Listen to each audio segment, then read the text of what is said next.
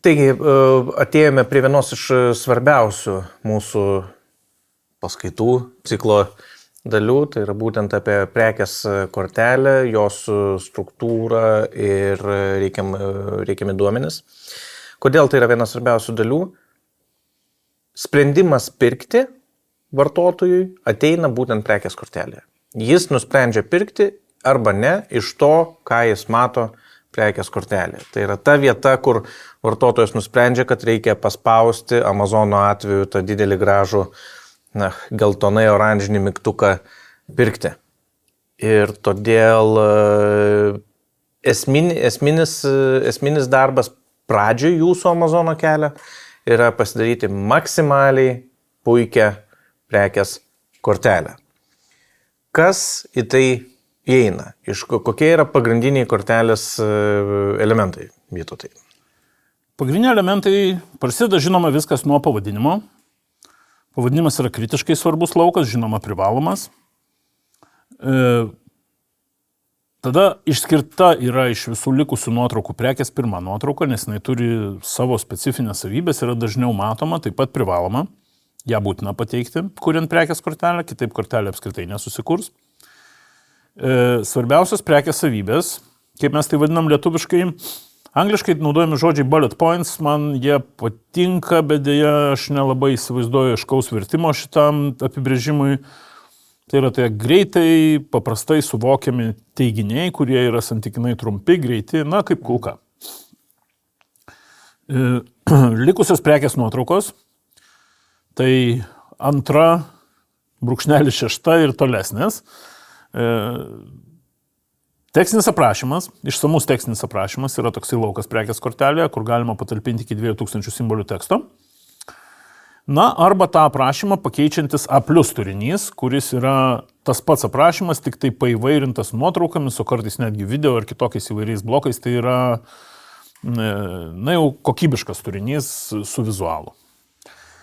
Ir žinoma pats video įrašas. Video įrašai irgi, kaip jau kalbėjom prieš tai, yra jau turbūt gero kokybiško listingo privaloma dalis. Jeigu seniau tai buvo dar toksai prabangos dalykas, vieni turėjo, kiti neturėjo, dabar tai turbūt išskiria aiškiai, ar profesionaliai paruoštas ar ne yra listingas, ar prekės kortelė, tai video buvimas yra visiškai būtinas atributas. Be privalomų atributų jūs apskritai negalite sukurti prekės kortelės, ji nebus išsaugota. Jeigu tai yra FBM prekės kortelė, jūs dar turėsit nurodyti ir jos kiekį, ir žinoma prekės kainą. Tai yra daugmaž toksai grubiai rinkinys, iš kurio susideda pirminis informacijos pateikimas ir išsaugojimas. Neturėdami papildomų savybių ir papildomų prekės nuotraukų, normalios prekybos taip pat negalėsit vykdyti. Tai yra privalomi atributai, kurie yra visiškai būtini prekės teisingam pateikimui vartotojai. Jie nėra privalomi techniškai, jie yra privalomi komerciškai. Norint siekti geros konversijos, apie kurią mes daug šnekėjom praeitoj daly. Ypatingai svarbi dalis yra pirmi 2 atributai, tai yra pavadinimas ir nuotrauka.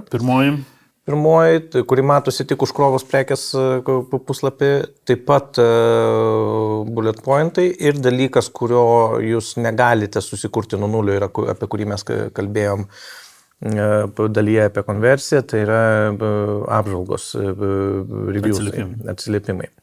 Tai 80% vartotojų sprendimą pirkti priima iš pirmo ekrano, tai yra neskrolindami, nevažiuodami žemiau.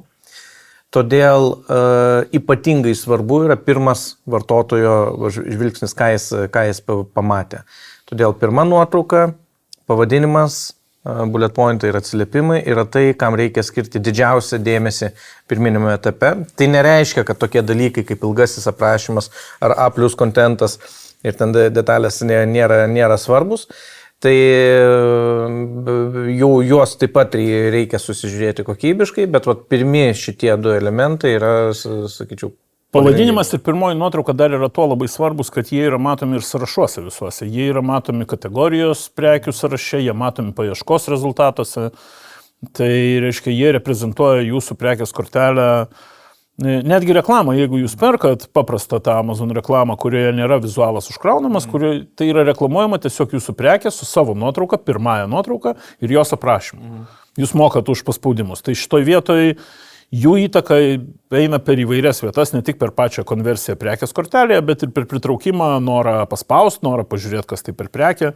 Tai žodžiu, svarba jų yra tikrai didelė. Dėl šitos priežasties čia daromi neretai tie komercijoje vadinami A/B testai, kurie leidžia suprasti, kuris variantas yra tinkamesnis, kurį vartotojas spaudžia daugiau, su kuriuo perka dažniau. Puikumas tame, kad Amazonas turi viduje integruotą tą funkcionalumą. Ir vadina eksperimentais. Ja. Taip, ir labai skatinam tuo naudotis, tai yra svarbu. Bullet pointai taip pat yra labai reikšminga, juos vartotojas perskaito atsidaręs prekės kortelę, tik tai ten jie pasimato, bet pasimato iš karto, pasimato viršutinėme tame pirmame puslapyje, apie kurį tu ir kalbėjai. Ir tos kelios sekundės yra labai svarbios. Tai vadinasi, tie teiginiai, kuriuos jūs ten sudedat, yra labai daug lemiantis. Į bullet pointus mes rekomenduojam dėti tokius dalykus. Iš to sumiksuoti bullet pointų turinį, parinkti tai, kas yra svarbiausia ir reikšmingiausia. Tai pagrindinės svarbės prekės savybės ir parametrus sudėti, kurie nesutilpa į pavadinimą, nes pavadinimai santykinai trumpi, ten labai daug nepridėsi. Prekės išskirtinumus iš konkurentų, unique selling points vadinamus angliškai. Nelengva jos rasti, bet apie tai reikia labai stipriai galvoti, čia apskritai net prieš einant į Amazoną, ar jūs turit ką pasiūlyti vartotojui iš tikrųjų įdomaus. Privalumus prieš stipriausius konkurentus, čia rekomenduotina yra pasianalizuoti jų atsiliepimus vartotojų, suprasti, kuo jų vartotojai skundžiasi ir ypač gerai yra, jeigu ta problema pas jūs su prekė yra arba išspręsta, arba iš vis netaikoma jai. Tarkime, ten kažkam lūžta prekė, o jūsų pagaminta iš medžiagos, kuri nelūžta, kaip pavyzdys ar panašiai. Tai aiškiai įvardinti stipriausių konkurentų trūkumus kaip savo privalumus. Štai pas mus yra nedūžtanti, nelūžtanti, kitaip kažkaip tai negendanti prekė, kas buvo paminėta konkurentų atsiliepimuose kaip neigiami dalykai. Baimių ir rizikų įveikimo frazės taip pat yra svarbus faktorius, kuris leidžia pasustiprinti norą pirkti. Čia gal, kad būtų aiškiau, galima pavyzdį pateikti. Tarkim, šiuo guminiu plaktuku jūs nepatirsite, dirbdami su šiuo guminiu plaktuku, jūs nepatirsite pirštų traumos. Iš karto vartotojui yra pasakoma, kuo šitą prekę jį apsaugos nuo kažkokios tai problemos ir jisai nebeturi tos rizikos. Apskritai rekomenduojama kiekvienai prekės techniniai savybei parinkti po naudą pirkėjui.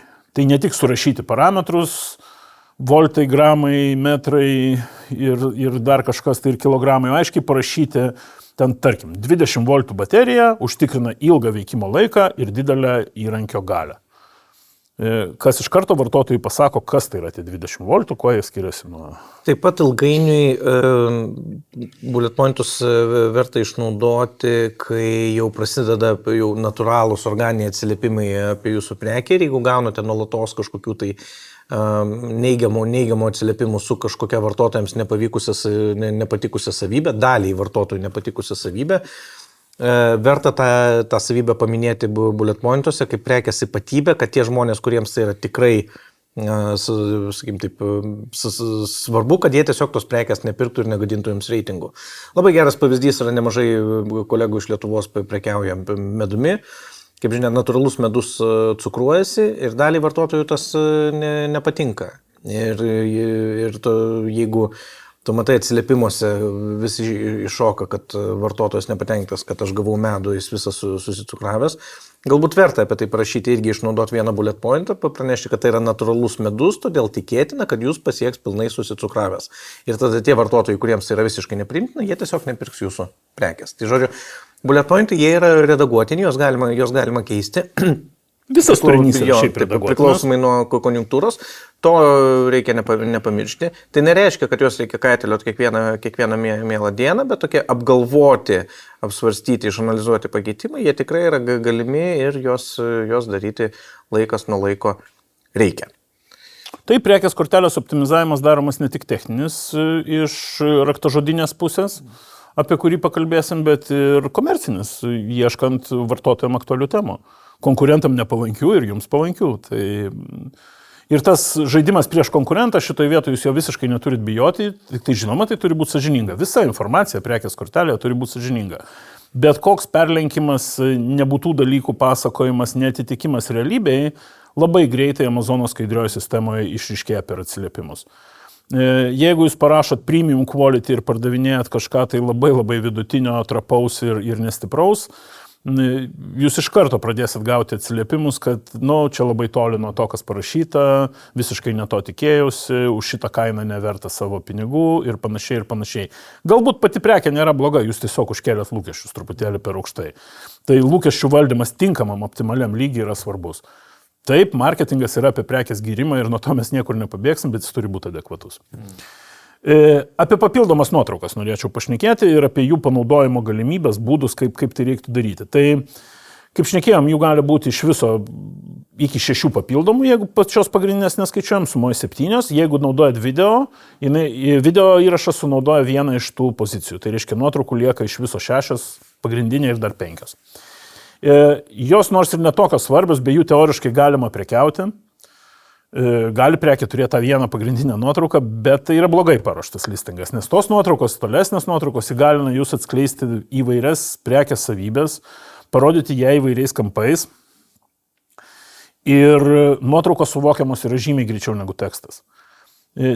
Žymiai mažesnė dalis žmonių yra linkusi įsigilinti į detalų tekstą, negu pasižiūrėti keletą nuotraukų. Ir greičio prasme tai yra žymiai greičiau ir paprastesnis suvokiamumas. Greito vartojimo laikai, visi skuba, visi daro viską greitai, naršo greitai, ilgi video populiarūs kelių sekundžių video ir taip toliau ir panašiai lygiai tas pats su nuotraukom. Čia dabar greitai parodžiau esminius dalykus. Parodykit prekę skirtingais kampais, jei tai turi prasme, parodykit zoom in kažkokius jos svarbius elementus, ten stiprius vyrius, stilingą kažkokią apdailos elementą. Kokybiškas siūlės. Ir panašiai. Labai išpopuliarėjus yra infografika ir tai yra tikrai galingas įrankis papildantis nuotraukas. Tai yra tų pačių nuotraukų naudojimas, papildant jas tekstiniais arba grafiniais elementais, netgi geriau grafiniais arba labai lakoniškais tekstiniais, tiesiog išnašomis ten stiprus apmušalas, ten, sakykime, atspari konstrukcija. Faktiškai bullet pointo atkartojimas vizualiai. Taip. Labai įtaigi priemonė ir kainuojantis santykinai pigiai lyginant su to, kokį efektyvumą teikia ir kokią naudą. Dažnai prekiai rekomenduojam bent porą infografikos slaidų turėti skirtingais kampais. Vienas gal apie techninės savybės, kitas labiau apie naudojimo galimybės, kad panaudojama ten, kelionėse, turizme, ten, nežinau, buityje, taip toliau panašiai priklauso nuo prekės. Galima įtraukti į nuotraukas ir lifestyle nuotraukas, tai negali būti jokių būdų pagrindinė nuotrauka, šnekėsim detaliai apie jos reikalavimus. Realaus pasaulio nuotraukos tiesiog kaip atrodo prekės vartojimas ten, jeigu tai rogutės, kažkas leidžiasi su rogutėmis nuo kalno, jeigu tai kirvis, kažkas kerta medį. Gali būti netgi rezultatas tos prekės naudojimo, kaip pavyzdys būtų šunų maistas. Nebūtina rodyti, kaip šuniukas valgo tą maistą. Galima rodyti, koks laimingas yra šuniukas, kaip jis dūksta pievoje, kada jis pavalgė tą maistą ir visiškai nebūtinai maistas yra kadre. Labai aiškiai asociacija yra su pačiu produktu, jeigu jo vartojimo džiaugsmas yra parodytas tose nuotraukose. Taigi nevenkit ir šitoj vietoje jūs kaip tik atsiranda galimybė panaudoti gyvybę. Žmogų arba gyvūną, kas yra labai įtaigu ir labai rekomenduotina e-komercijoje.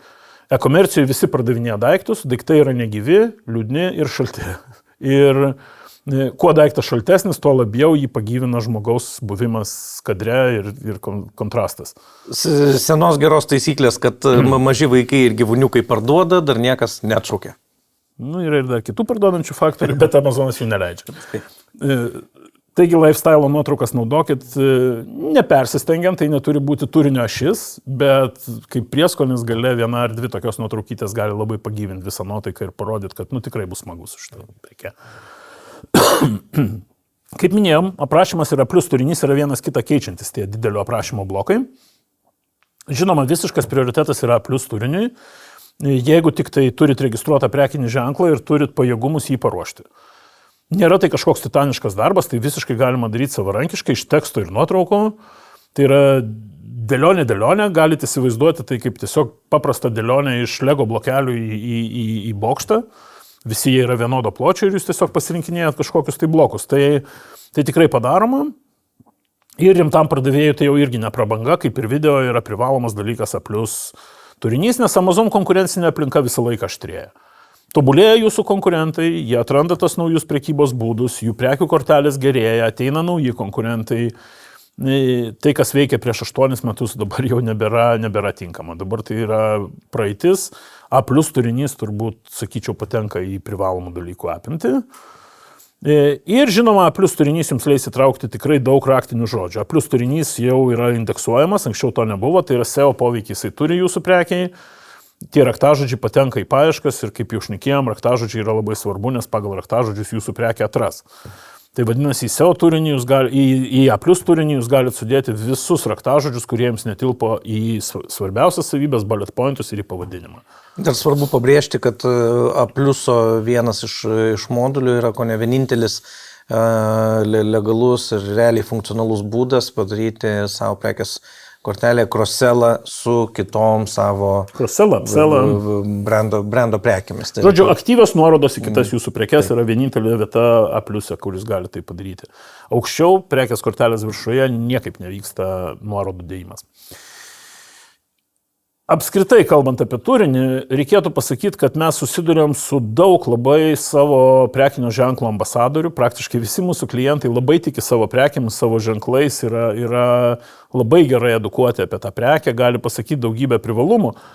Bet jeigu jie jau yra Amazonė ir pasižiūrime jų prekių korteles, jose dažnai nebūna nė pusės to, ką jie gali pasakyti, ką jie ką tik mums pasakė čia dabar. Ir tai yra neteisingas priėjimas. Jūs turit pasakyti viską, išspausti iš savęs visas žinias ir dar truputėlį. Už tai, kad Amazonė internete jūs rašote tai vieną kartą. Realioje parduotuvėje, jeigu jūs esat konsultantas arba jūs esat konsultantų vadovas, jūsų darbuotojai nuolatos turės žmonėms tai kartoti. Internete jums reikia vieną kartą, bet labai kokybiškai apie prekę pasakyti viską, ką jūs galite apie ją pasakyti. Tai čia reikia išnaudoti absoliutų maksimumą, peržiūrėti konkurentus, peržiūrėti visas idėjų šaltinius, kokius tik turit ir sugeneruoti maksimaliai stiprų turinį įtaigos prasme. Netausokit jokių argumentų, visus, kuriuos turit, dėkit ant stalo, kaip ir šnekėjom. Jeigu tik tai teisybė, jeigu tikrai tai atitinka jūsų produktą, viską reikia pasakyti. Ir A+ turinys yra ta vieta, kur visą tai telpa. Pereikim gal prie techninių dalykų truputėlį, kaip yra visgi ruošiama prekės kortelė, daugiau techninius reikalavimus. Mes čia taip pašnekėjom apie naudą, privalumus, reikšmę ir panašiai, o dabar truputėlį techninio tokio lėrio, nes kaip ir viskas Amazonė daug apribojimų. Daug apribojimų, daug taisyklių, jų negalima pažeidinėti. Tai prekės pavadinimas, pats tas svarbiausias laukas, jisai privalo būti užpildytas pagal Amazon nustatytas taisyklės. Pagrindinės. Prekinis ženklas yra privalomas pavadinimo pradžioje. Jeigu jūsų prekinis ženklas yra visiškai niekam nieko nesakantis, jame nėra raktažodžių ir nieko kito, kartais yra bandoma jo nedėti, kartais algoritmas jo nepastebi nebuvimo, kartais pastebi ir pats įtraukia. Taigi, jeigu nepažeidinėjant taisyklių, jūs turit pradėti pavadinimą nuo prekinio ženklo savo. Maksimalus leidžiamas pavadinimo ilgis 200 simbolių, bet gali būti mažiau priklausomai nuo kategorijos ir šalies. Čia yra įskaičiuoti tarpai, visi kiti ženkliukai, kurie yra panaudoti. Tiesiog iš viso tiek simbolių. Vėlgi priminam, kad mes kalbamės 24 metų vasarį ir tuo metu, kai klausysit, žiūrėsit šitą video, gali būti kažkas pasikeitę. Absoliučiai. Šitas reikalavimas, būtent 200 simbolių limitas, jis nesikeičia jau kuris metus. Jau. Yra draudžiami visi reklaminiai žodžiai. Akcija, gera kaina, specialus pasiūlymas, 100% garantija ir panašus.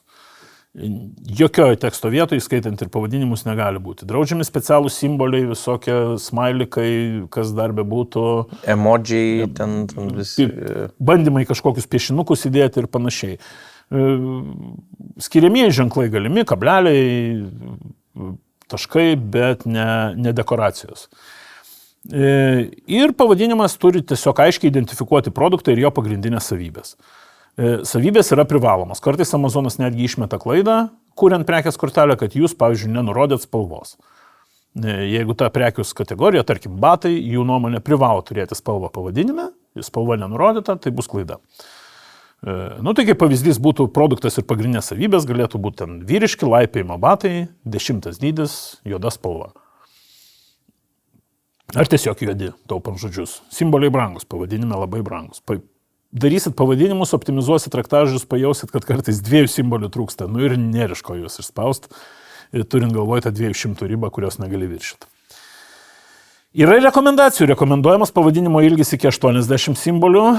Tai čia, sakyčiau, iš svajonių srities, nes iš vienos pusės trumpas pavadinimas yra įtaigus, greitas, efektyvus, iš kitos pusės raktažodžiai, nieks ten netilps.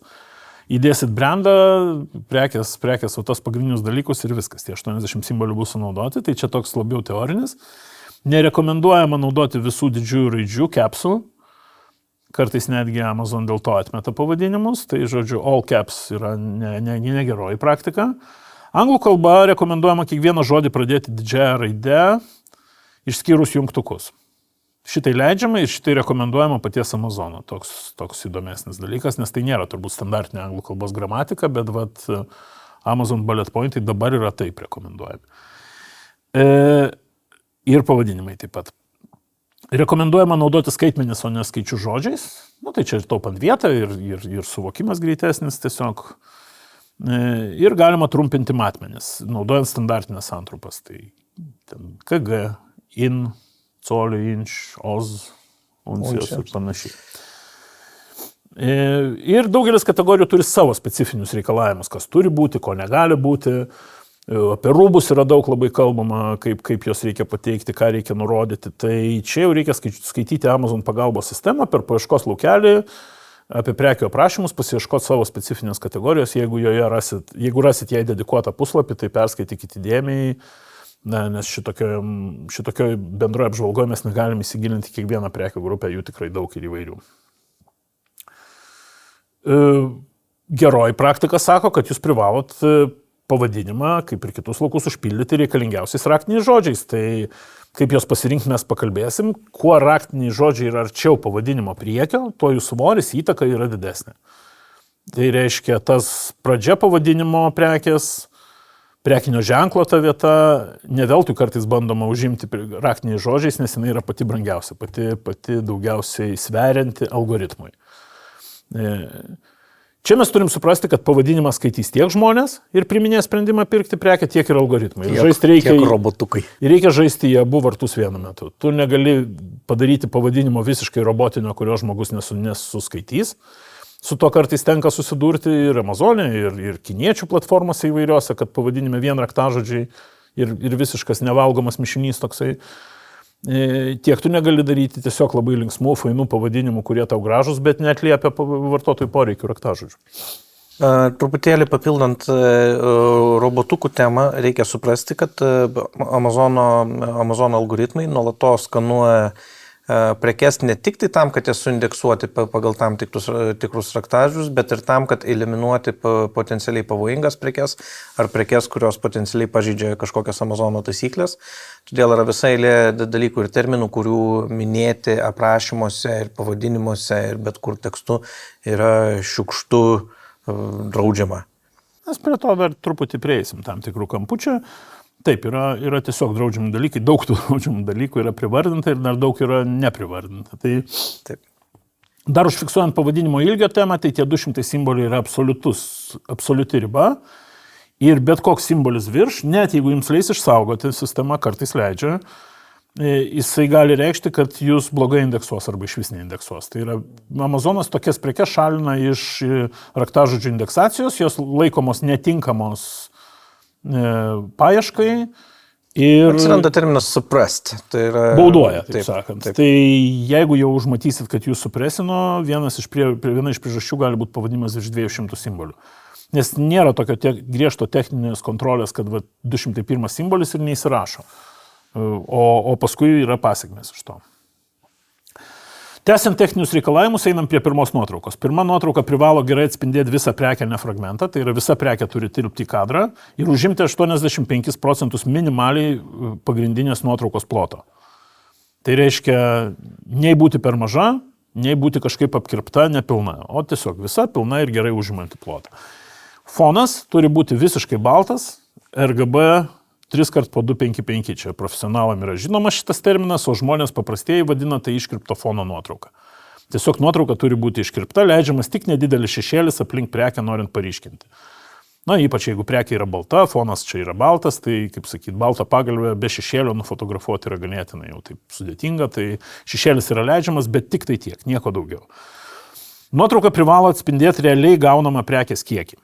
Tai jeigu siunčiat 3 kokius nors varžtelius ar pagaliukus ar dar ką nors, tai nedėkite į nuotrauką visos dėžės, kaip turit, nes tai bus apgavystė paprastoji ir Amazonas tai už tai baudžia.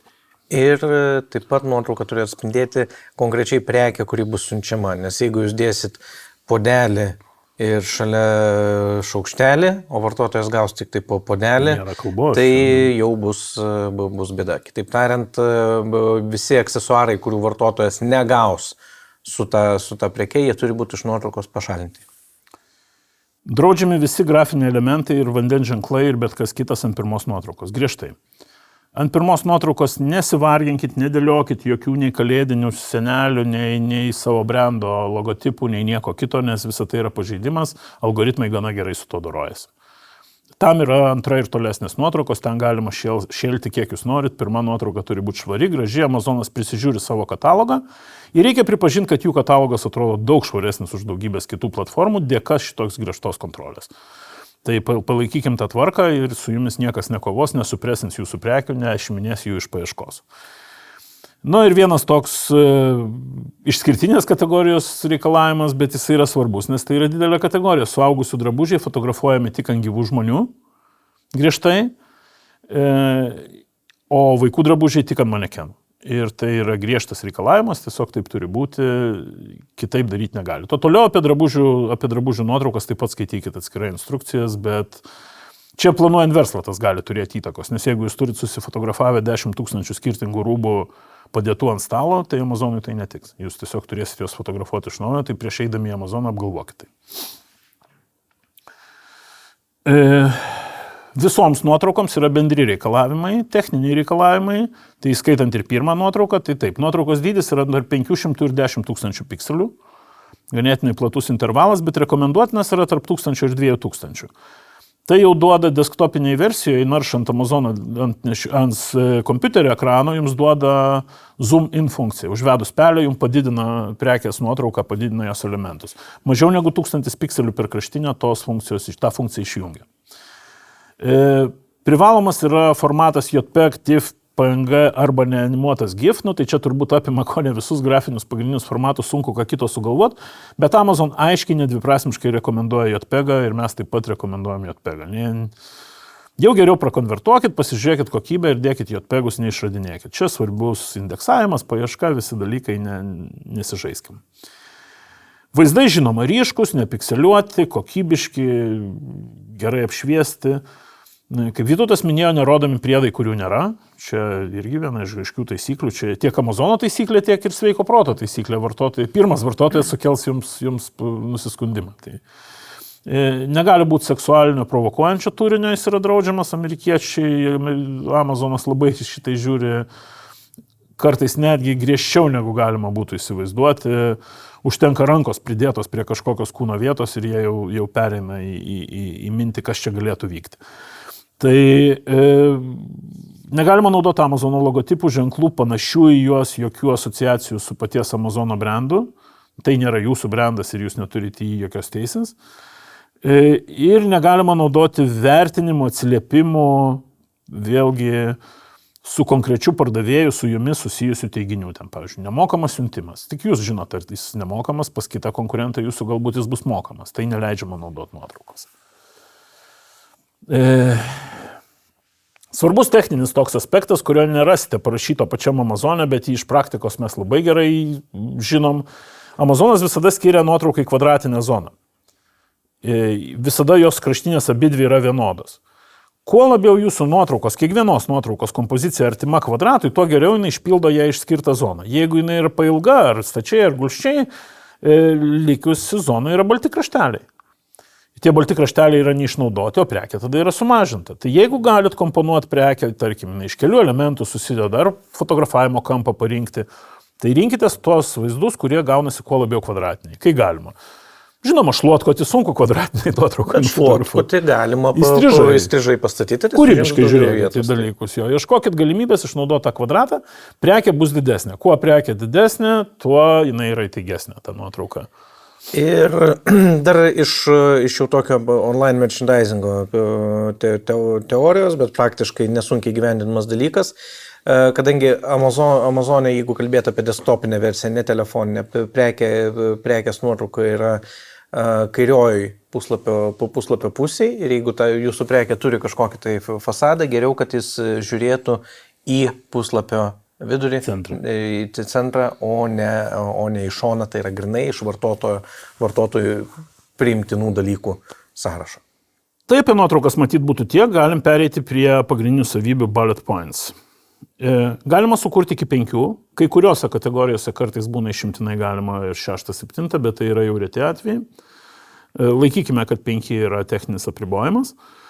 Jos bus matomos šalia prekės nuotraukos. Išnaudokit visas 5 pozicijas. Analitiniai softai, kurie vertina listingų kokybę, čia yra vienas iš pirmų matuojamų dalykų. Ar visi 5 bullet pointai sukurti?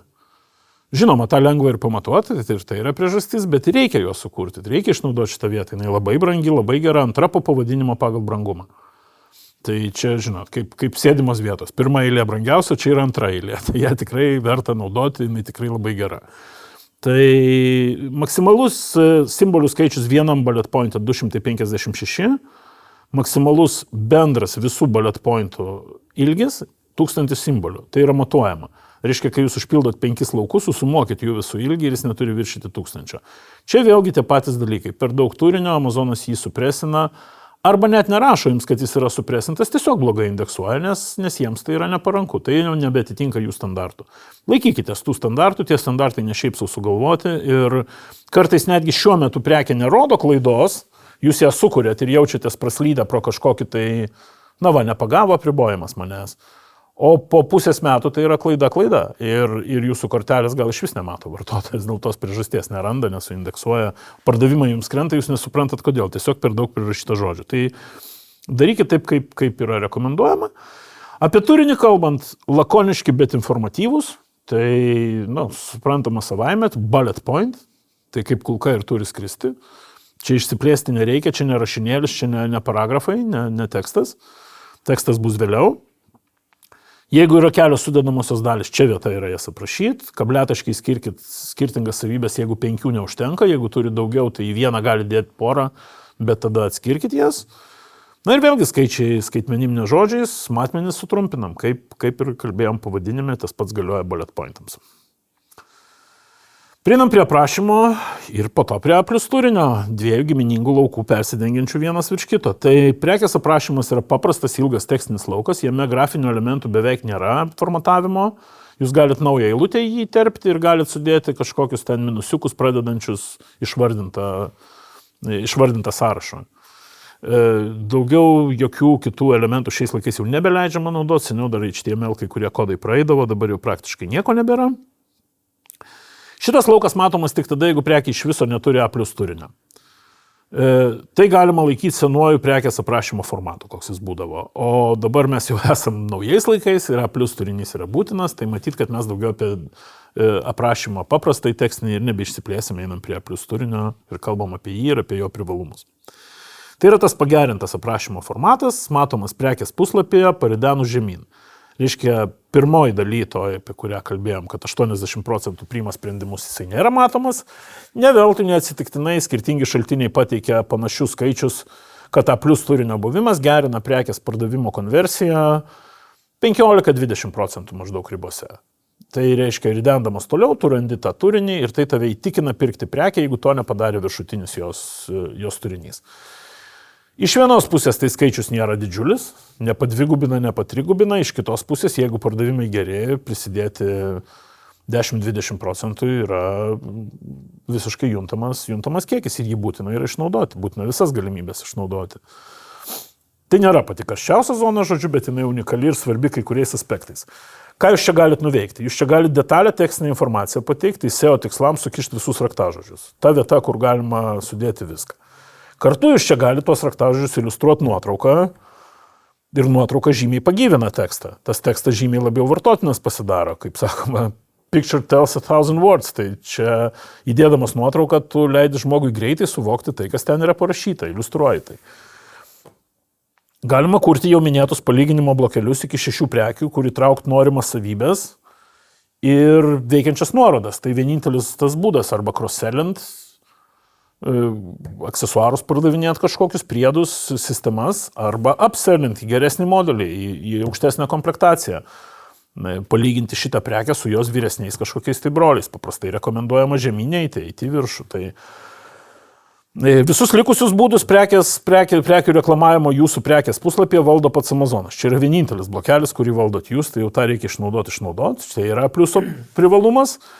Na ir naudojant nuotraukų apjungimą yra tekę matyti pakankamai įspūdingų didelio grafinio formato turinių. Tai yra viena nuotrauka negali būti super didelė, bet tokį audoro jausmą galima sukurti, dedant kelias nuotraukas vieną šalia kito. Na tai, ką matot kartais ir Facebook'e, tai naudojama technologija, tai tą galima daryti ir Amazono pliuse.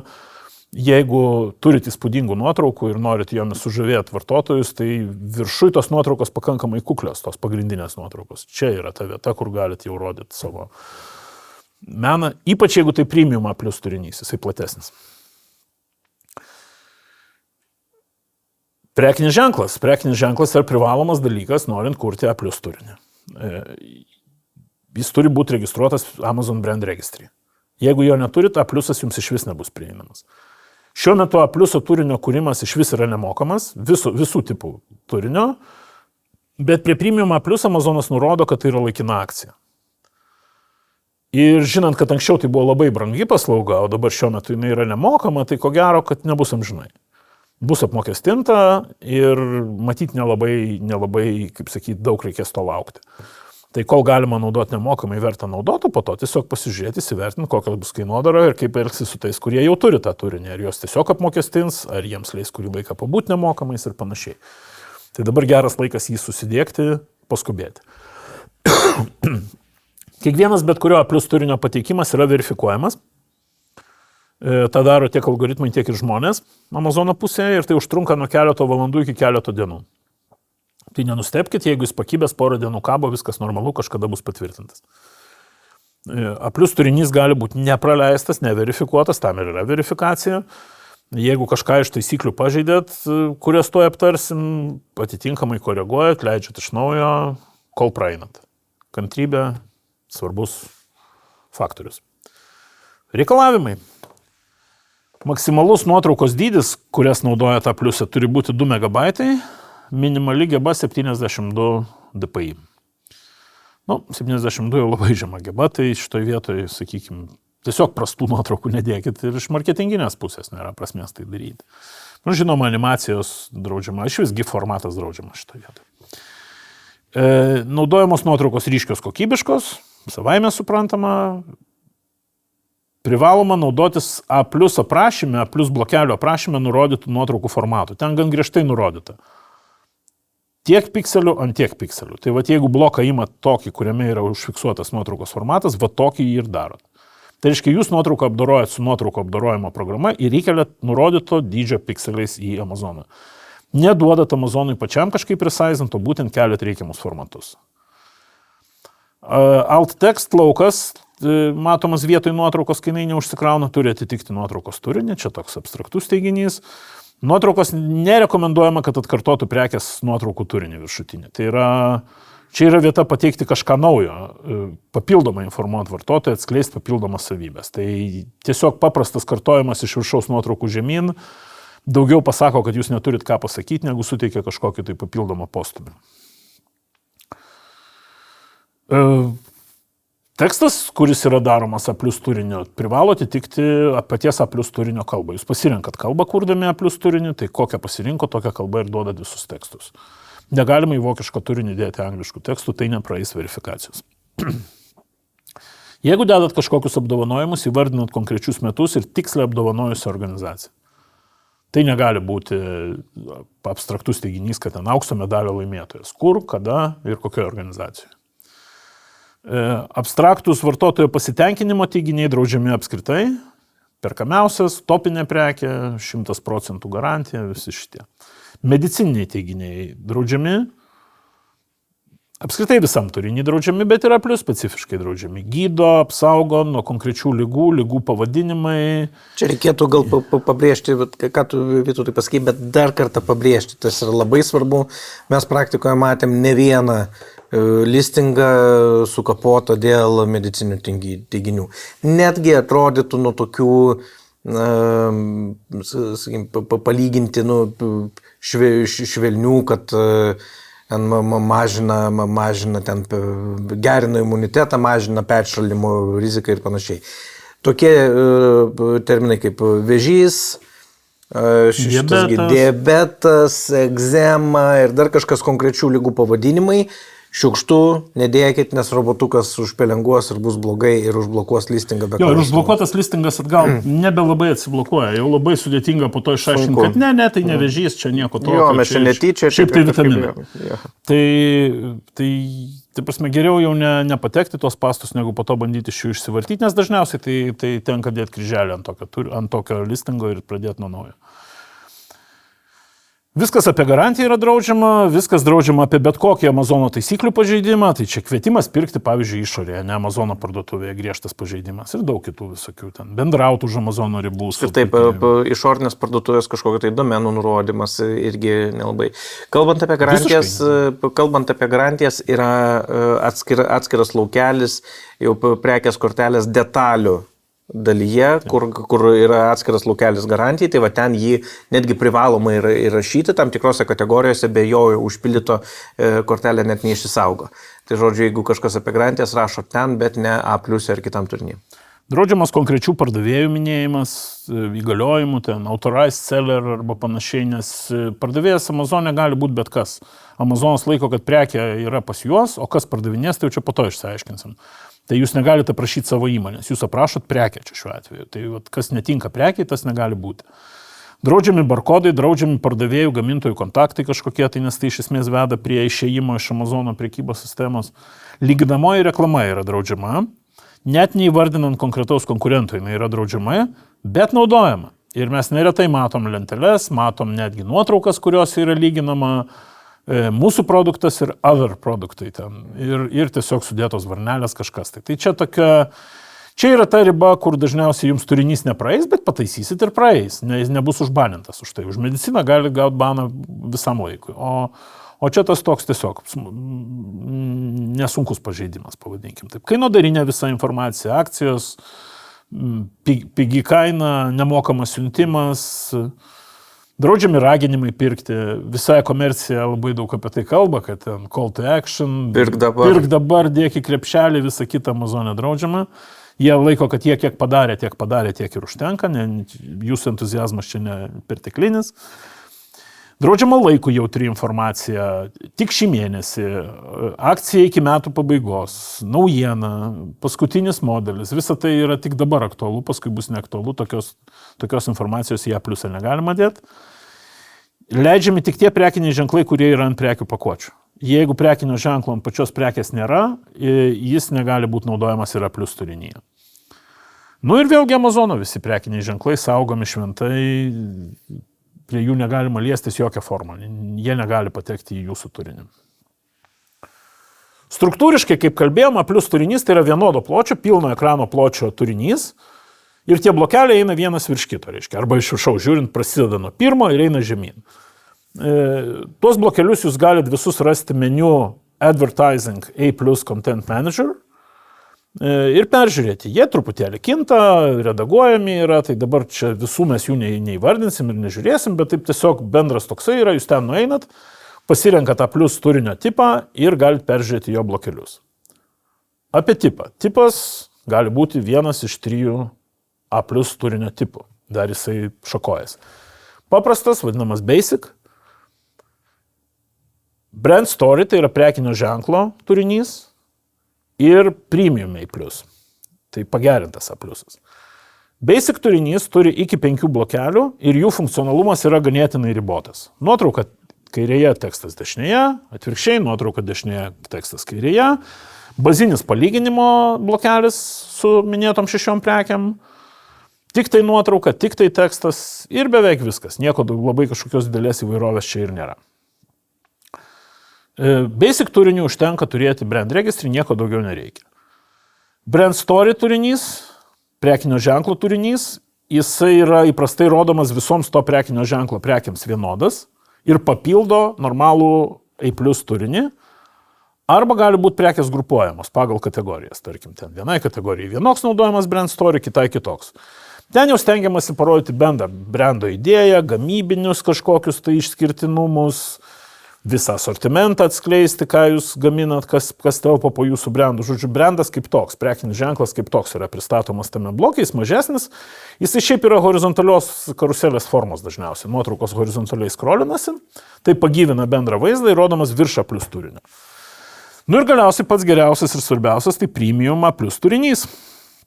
Jis jau leidžia 7 blokelius vietoj 5 ir atsiranda jau geresnių blokelių, patys geriausi. Tai yra video, galima įsidėti į prekę papildomą, reiškia viršui turėjom video, dabar galime įsidėti į A+ turinį, premium A+.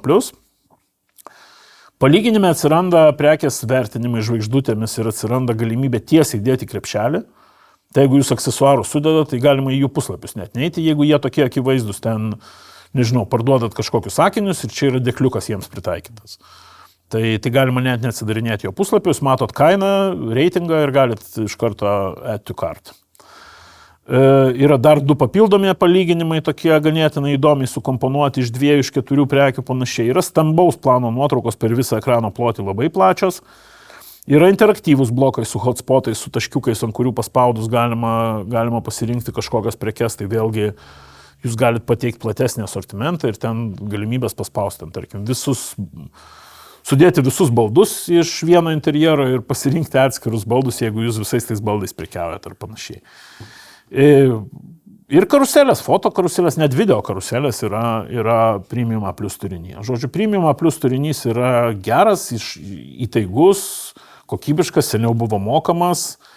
Yra tiesa papildomi reikalavimai, kad jūs galėtumėt naudoti premium A+ turinio, jūs turite turėti ne mažiau nei 15 skirtingų A+ basic turinio įrašų, patvirtintų per paskutinius 12 mėnesių. Tai kitaip tariant, Amazonas nori būti tikras, kad jūs jau gerai valdot tą pliusą ir tas įrankis jums atneš papildomą naudą. Jūs galite turėti mažiau prekių, bet tiesiog pačių submissionų, pačių pridavimų turi būti patvirtintų, approved bent 15 per metus. Ir visos jūsų brando prekės turi turėti aktyvų brand story turinį. Tai tas blokelis, apie kurį kalbėjom, pristatantis prekinį ženklą, jisai turi būti priskirtas visoms jūsų prekiams. Tai nėra super sudėtinga užduotis, bet irgi tokia higieninė. Iš esmės, taip žmonių kalba šnekant, tai jūs jau išnaudojat visas kitas galimybės ir tada Amazonas jums atveria premium A+, žodžiu, dar vieną žingsnį pasigerinti savo turinį. Ne pagal nutilėjimą visiems pasižaisti, o tiems, kas yra tikri profesionalai ir tikrai gerai pasiruošę atėjo. Taigi, dabar pakalbėsime apie patį naujos prekės kortelės sukūrimo techninį procesą, kaip jis yra daromas. Naujai prekės kortelė sukurti Amazon'e jūs turi 2 pagrindinius būdus. Tai yra rankinį pačiam Amazon Seller centre sistemoje ir grupinį, naudojant importo failą, įprastai tai yra Excelio failas. Rankinis prekės sukūrimo būdas leidžia geriau susipažinti su prekės sukūrimo pačiu procesu, privalomais laukais, interaktyviai juos matyti, jie yra paryškinti, šiandien mes tai ir pasižiūrėsim ir todėl jis yra rekomenduojamas pradedantiems pardavėjams, pačioms pirmoms prekiams sukurti, kad tiesiog pajausti tą skonį, kaip tai darosi. Tai daroma per Seller Central meniu punktą Catalog ir Add Products, kaip ir kalbėjom. Pats pirmas jūsų pasirinkimas ten jau turės būti tai, ar jūsų prekė jau yra Amazono kataloge, ar jūs kuriate naujos prekės kortelę. Tai nuosavo prekinio ženklo pardavėjams antras atvejis yra dažniausiai pasitaikantis, pirmąjį atvejį dažniau renkasi perpardavėjai, kurie parduoda kažkieno tai kito prekinio ženklo prekes. Šiuose mokymuose mes matyt labiau orientuojamės į tą atvejį, kada prekės yra jūsų pačių, nuosavos ir jūs korteles privalote susikurti patys. Taigi dabar mes tai ir pasižiūrėsim. Meniu pasirenkame Catalog meniu ir Add Products funkciją. Pirmas jums užduodamas klausimas ir yra produkto paieška. Čia jūs turite įvesti jo barkodą, kad Amazon galėtų patikrinti, ar jūs neturite, ar jie neturi savo duomenų bazėje, ar turi savo duomenų bazėje tokį produktą. Aš čia paimu visiškai atsitiktinį barkodą. Jie su to barkodu randa labai skirtingas prekes, tai yra šiaip tai keistas dalykas, teoriškai barkodas turėtų unikalią prekę identifikuoti, bet čia jūs galite teikti, kad ne, šitą prekę čia nei viena jums netinka, nes iš šis galėtumėte jas kaip ir pardavinėti, bet jūs sakote, kairiai pusėje turit mygtuką Create a New Listing. Tai reiškia, kad ne per šitas prekes jūs pardavinėsit, jūs kuriat savo naują prekės kortelę ir čia prasideda procesas.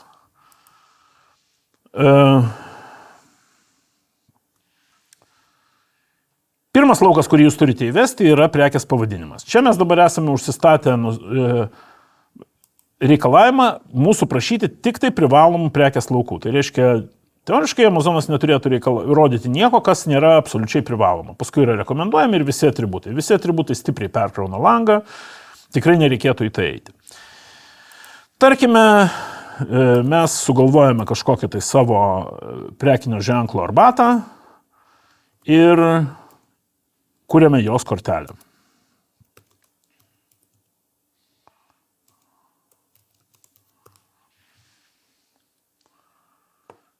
Amazon protinga sistema iš karto supranta, kad tai tikėtina yra arbata ir klausia, ar čia tikrai tai mes parinkome. Na, sunku ginčytis, kadangi mes norėjom pardavinėti arbatą, tai ją ir pardavinėsim, patvirtinam. Jeigu netinka, galima rinktis iš sąrašo, svarbu parinkti kuo adekvatesnę kategoriją. Čia šiuo atveju jūs galite dar tai keisti, paspausdami edit. Ir dabar mes esame lange, kuriame turėsime suvesti visus privalomus prekės duomenis. Prekinis ženklas. Čia jums rodomi yra tik jūsų registruoti prekiniai ženklai. Identifikatorius. Jeigu prekė turi barkodą, jūs įvedate čia. Jeigu prekė barkodo neturi, jūs turite galimybę prašyti taip vadinamą exemptiono, tai yra išimties, kuri leidžia pardavinėti tas prekes be barkodo. Tokiu atveju jūs spaudžiate šią varnelę I don't have a product ID, bet prieš tai jūs turite būti gavę tą exemption. Įvedus barkodą pasirenkate to barkodo tipą, kad tai nėra asinas tai yra Amazono vidinis kodas, šiuo atveju tai yra EAN kodas. Atsitiktinis EAN kodas nieko labai daug nereiškiantis, čia šiuo atveju mes tik tai testams tai darom.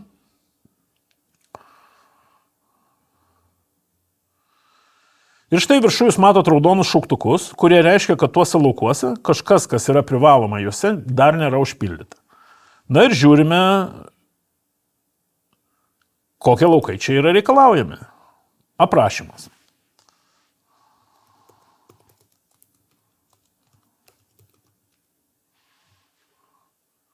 Užtenka.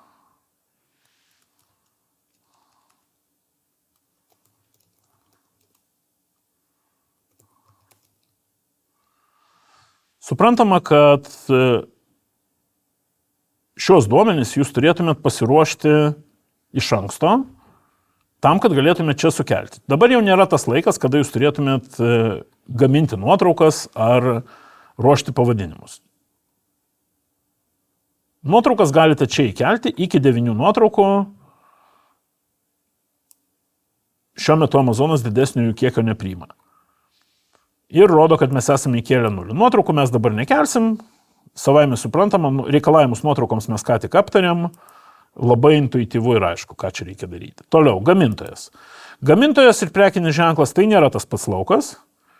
Čia jūs galite įrašyti kažkokią kitą įmonę, pačią įmonę, kuri pagamino, o galite rašyti tą patį brandą, jeigu nenorite veltis. Tai savo prekinį ženklą pakartoti. Čia galima pasirinkti papildomus ingredientus, neprivaloma. Kambario temperatūroje galima saugoti šią arbatą. Pasirenkame tą patį prekinį ženklą, kuris ten buvo įvestas. Skonis. Pasirenkate raktažodį, kuris geriausiai atitinka jūsų kuriamą prekę. Šiuo atveju turbūt bus mixed fruits, nes mes turime įvairias arbatas. Surašote ingredientus.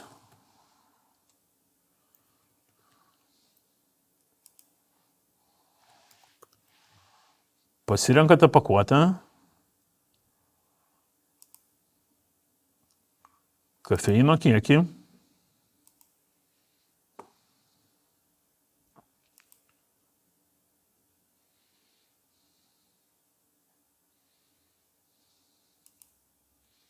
vienas vienetas rinkinyje, alerginė informacija. Jeigu jūsų prekė yra kažkokie alergenai, jūs turite čia juos nurodyti. Tai gana standartinis reikalavimas, yra svarbu.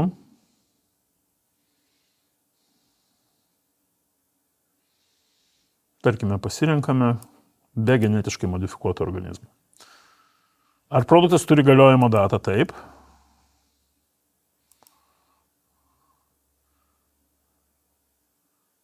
Galiojimo data ant pakuotės.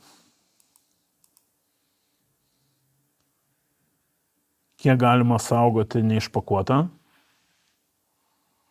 Čia yra normalus maisto atributas.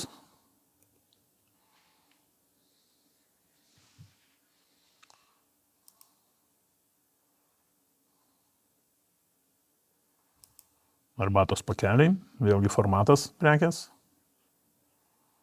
Pakelių skaičius, tarkim 40. Vienetai. Čia mes dabar matome daug laukų, kurie yra specifiški arbatai, nes mes pasirinkom tokią kategoriją. Kokią kategoriją be pasirinksit, jinai turės savo specifinius laukus, kuriuos jums reikės užpildyti. Dėžutė. Ir vėl apie arbatos skonį. Nenustebkite, tai kartais gali kartotis, būna tokių dalykų. Aha, kadangi jūs tai vadinate arbata, tai klausia jūsų kokia arbata.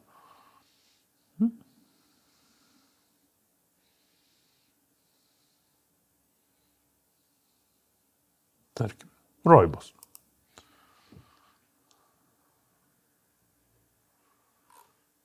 Ir matome, kad raudonas šauktukas prie šio punkto dingo. Žiūrime, kas yra toliau neužpildyto. Tai gerai indikuoja jums, ką jūs turite atlikti. Kiekis, kaip minėjau, yra reikalingas tada, jeigu jūs tai darote. Jeigu sakot, kad Amazonas išpildys užsakymus, tai nebus FBM, tai bus FBA prekė. Kiekis dingsta. SKU. Svarbus laukas, apie kurį norėčiau atskirai pašnekėti. Tai yra laukas, kuris jūs įvedat jį laisvai savo pasirinkimu. Tai yra prekės kodas, kuris jums ateityje identifikuos prekę. Jokių būdų nerekomenduojam rinktis Amazono automatiškai sugeneruotų, o galima taip daryti. Techniškai rekomenduojam čia įvesti SKU iš savo apskaitos sistemos. Tokiu būdu visi dokumentai, visos ataskaitos ir viskas, ką jūs gausite iš Amazono, turės jūsų buhalterinės apskaitos prekių kodus. Kurdami prekių korteles, šitoj vietoj veskit savo apskaitos prekių kodus ir tai jums bus labai aiškus surišimas tarp jūsų apskaitos ir Amazono apskaitos. Taigi, tarkime, jūsų prekės kodas yra koks nors toks, jūsų pačių apskaitoje. Kainą mes pardavinėsim šią arbatą už $14.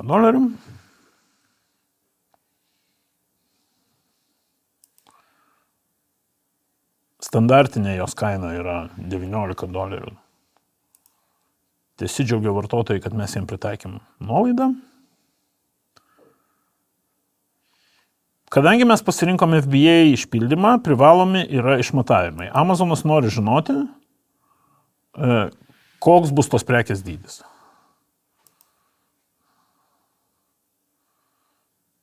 Dešimt centimetrų, 10 centimetrų, ant 5 centimetrų.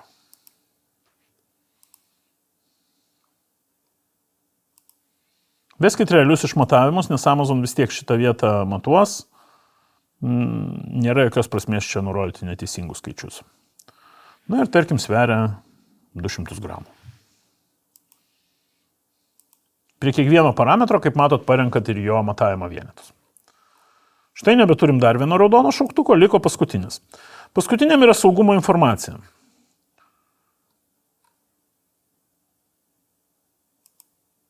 Kilmės šalis. Tarkim, čia arbata, kurią jūs ir pagaminot, tai yra Lietuva.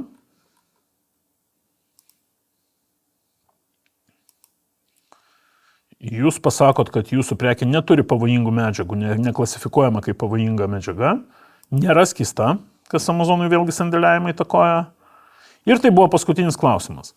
Gana dažnai dar prie privalomų atributų apie saugumą būna klausimas apie baterijas. Ar jūsų prekėje yra baterijos ir jeigu yra, tai kokio tipo? Jeigu jūs nurodysit, kad jo prekėje yra kažkokios baterijos turinčios sudėtyje ličio, jūs gausit daug papildomų klausimų. Taigi reikalavimus atskiriems prekės kortelės elementams mes jau aptariam. Čia privalote visų jų laikytis ir yra bendriniai reikalavimai prekės korteliai, kurie keliami visiems laukams vienodai. Jūs negalit pažeisti svetimų intelektinės nuosavybės teisių. Tai yra naudoti svetimų prekinių ženklų. Jokioje vietoje. Nei nuotraukoje, nei tekste, nei aplius turinyje niekur. Negalima teikti melagingos, klaidinančios informacijos ir prie to priskiriamas ir neteisingo barkodo naudojimas. Tai barkodai turi priklausyti jums ir priklausyti toms prekiams, kurioms jūs juos registruojat. Tai yra negalimas manipulacijos su barkodais. Ir negalima pakartotinai kurti Amazon naujo prekės puslapio tai prekiai, kuri jau yra registruota Amazon domenų bazėje. Amazonas tengiasi visom išgalėm išvengti dubliavimo prekių ir jų pasikartotino buvimo kataloge. Tai yra gana ryškus pažeidimas, jeigu jis nustatomas per nuotrauką sutampančias, per dar kažką jūs galite sulaukti Amazono sankcijų būtent už dubliavimą prekių. Pakalbėjom apie rankinį prekės kortelių kūrimą, bet žymiai daugiau privalumų, pranašumų turi prekių kortelių kūrimas panaudojant importo failą. Tai yra Excelio failas ir tokiu atveju ta informacija, kurią jūs suvedat į tą failą, pasilieka pas jūs, pasilieka kompiuteryje jūsų arba debesyje ir jūs galite bet kada ją pakoreguoti ir vėl iš naujo užkrauti į Amazon. Kitas privalumas, jūs kai įvedinėjat naują produktą iš tos pačios produktų šeimos, giminingą, panašų, jūs tiesiog kopijuojat jo eilutę failę ir atliekat tik tai būtinus pakeitimus. Įvedat naują barkodą, kainą pataisot, aprašymą pataisot. Tik tai skirtumus. Daugybė laukų ten sutaps, arba bent jūs turėsit aiškę pagalbą, matysit, kokius laukus jūs turit nurodyti. Rankiniu atveju jūs kiekvieną kartą tą užduotį sprendžiat iš naujo, ką mes ką tik praėjom. Ir jūs tikrai neužtruksit įsitikinti, kad yra daug paprasčiau tą pačią operaciją atlikti per failą, atkopijuoti, negu rankiniu būdu. Ypač jeigu tų naujų prekių atsiranda neretai arba korekcijas darot neretai.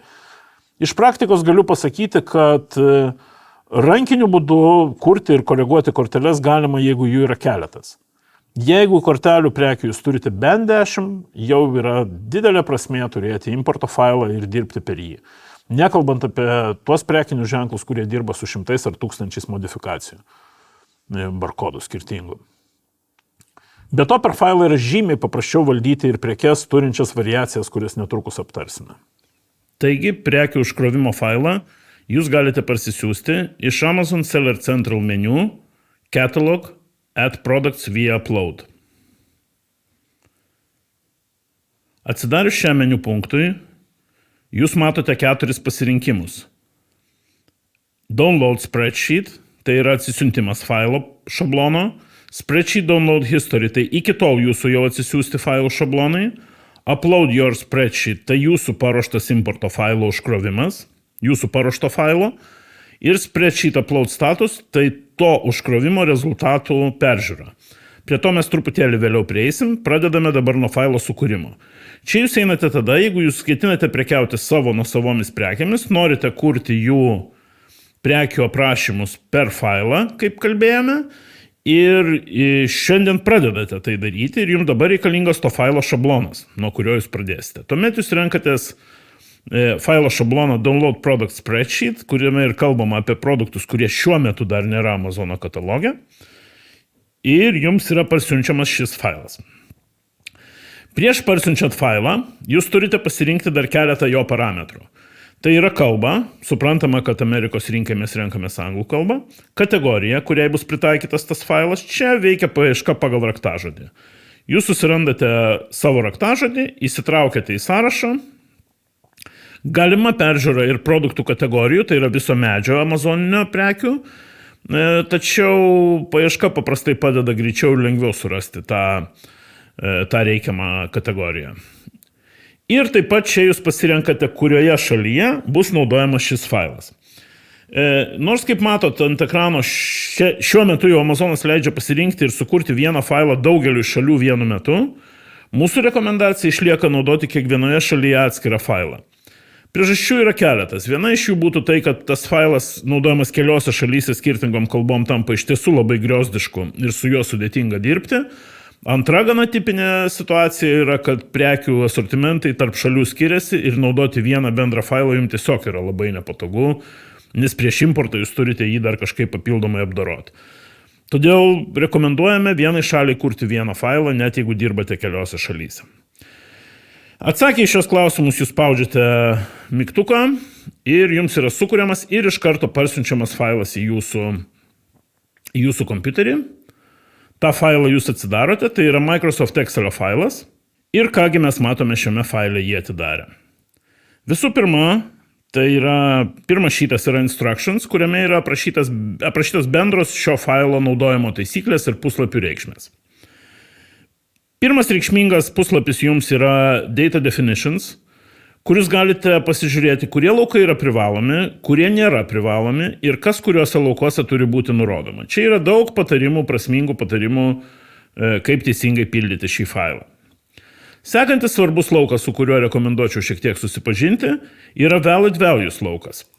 Tai yra laukas, kuriame yra išvardintos visos pasirenkamos reikšmės, kurias po to jums bus galima ir privaloma pasirinkti per drop-down pasirinkimus. Tai yra tie laukai, kuriuose lauko reikšmės yra fiksuotos ir jų negalima įvesti rankiniu būdu, o reikia pasirinkti iš galimų variantų.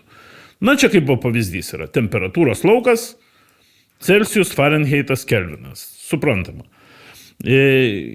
Skoniai, talpos, matavimo vienetai, visokie tokie dalykai.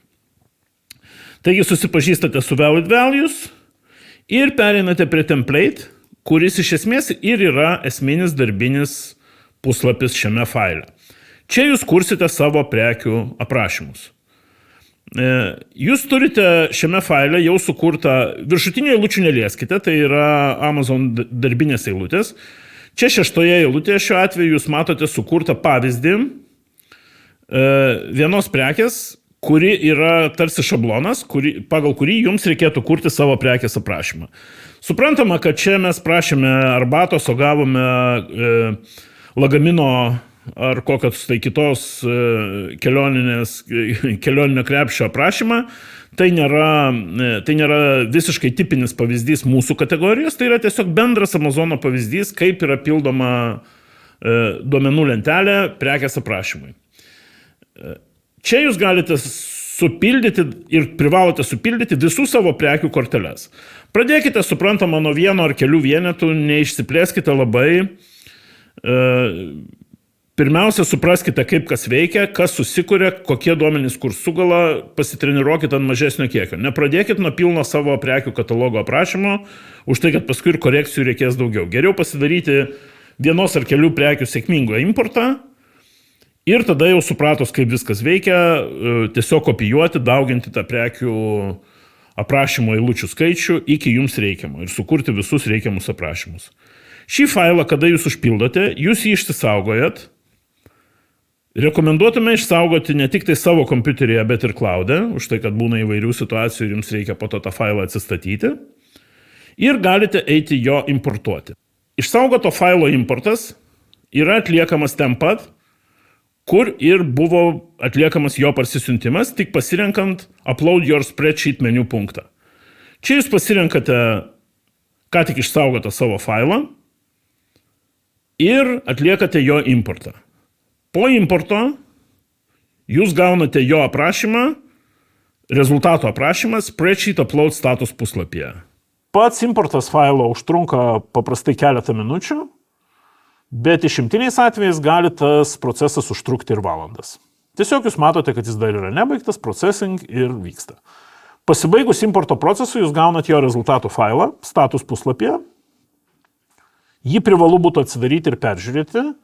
Jeigu jokių klaidų pranešimų jame nėra, tuomet pačiu artimiausiu metu jūsų katalogai ir atsirastos naujosios prekės.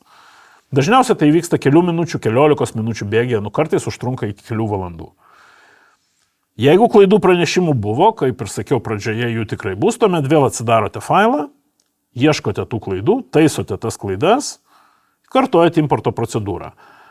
Pačių failo importo operacijų kiekis nėra ribojamas, tai šito vietoj galite nesivaržyti, drąsiai eksperimentuoti, taisyti, daryti, kol išgausite tą rezultatą, kurio norite ir kuris yra priimtinas Amazonui, Amazonas nebeduoda jums klaidų. Dabar pakalbėsime apie raktinių žodžių paiešką ir prekės kortelės optimizaciją įterpiant reikiamus raktinius žodžius. Raktinių žodžių paieška prasideda nuo artimiausių ir panašiausių jūsų prekes konkurentų atrankos jūsų tikslinėje rinkoje. Jūs čia turite atkreipti dėmesį, kad konkurenciniai gaminiai būtų ne tik panašus į jūs savo savybėmis, bet ir realiai aktyvūs pardavimuose, pasiekiantis didesnius pardavimų skaičius, kuriuos labai gerai indikuoja atsiliepimų skaičius. Jie turi taip pat lyderiauti savo kategorijoje. Kategorijos top prekes jūs galite pasižiūrėti paspaudę ant kategorijos pavadinimo bet kurioj surastoj konkurento prekiai. Prie BSA rodiklio. Kai jūs tą prekę atsirinksite, jums bus reikalingas tos prekės ASIN kodas, prasidedantis B0 skaičiais, kuris randamas šalimais. Raktažodžių atrankai mes rekomenduotume atsirinkti nuo 5 iki 10 tinkamų pagal šitos kriterijus atfiltruotų konkurentų iš tikslinės rinkos. Pradėkime pirmiausia nuo konkurentų paieškos ir tada pereisime prie raktažodžių analizės. Esame Amazon Amerikos parduotuvėje amazon.com. Prieš naršydami ją nepamirškite pasirinkti adreso, kuris būtų Amerikos rinkos adresas. Neretai pagal nutylėjimą čia yra parenkama Lietuva ar kokia nors kita šalis, kurioje jūs esate nusistatę savo pirkimo adresą, jeigu esate Amazon klientas. Čia turi būti būtinai Amazono Amerikoje, turi būti parinktas amerikietiškas adresas, įdant gauti teisingus rezultatus. Tarkime, mes ieškome vaisinės arbatos ir kursime vaisinės arbatos listingą. Įsivedame raktažodį ir ieškome panašiausios prekės į mūsų turimą. Čia mes matome vaisinių arbatų rinkinį, kuris turi 41 000 atsiliepimų ir 4,8 žvaigždutės iš 5 reitingą. Tai nuostabi prekė, neabejotinas lyderis, puikus kandidatas mums į prekių atranką. Einame į Product Details vietą ir matome, kad tai yra antra arbata Amerikoje tarp visų žolelių arbatų.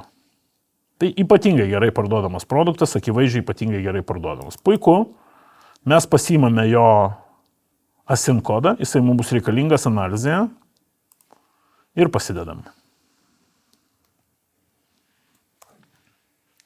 Ieškom toliau. Spaudžiame čia ant vaisinių arbatų, ant žolelių arbatų ir, kaip ir sakiau, ieškome realiai panašių į mūsų produktų. Visgi einam į Fruit Tea kategoriją, nes mes esame labiau vaisinė arbata, kaip apsibrėžiam, tokią prekę mes pardavinėsim ir ieškom kažkokio miksuoto produkto. Štai čia yra kažkas panašaus. Pakeliai, maišeliai, 548 atsiliepimai. Nelabai, tarkim, neįtikina.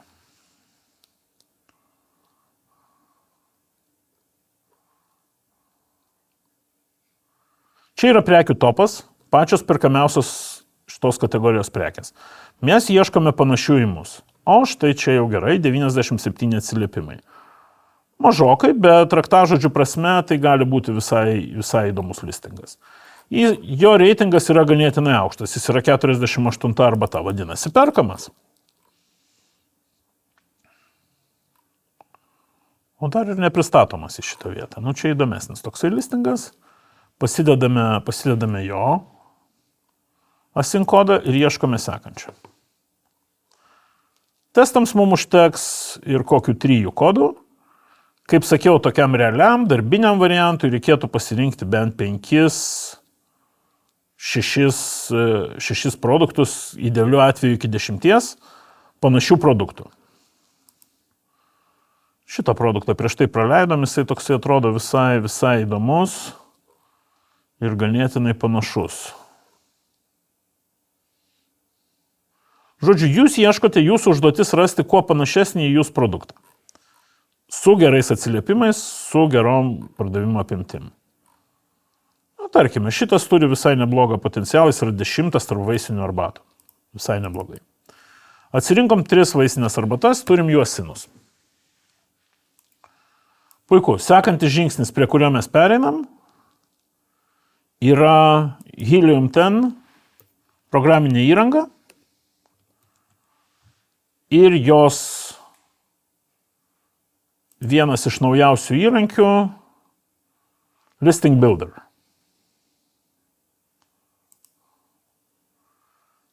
Listing Builder AI. Tai su dirbtiniu intelektu apjungtas programinis paketas, kuris leidžia jum čia pat kurti listingus tame tarpe ir dirbtinio intelekto pagalba rašant tekstus. Šiuo atveju mes renkamės kurti nuo balto lapo Amazon Amerikos parduotuvėje, nesiremdami jokių esamų asinų.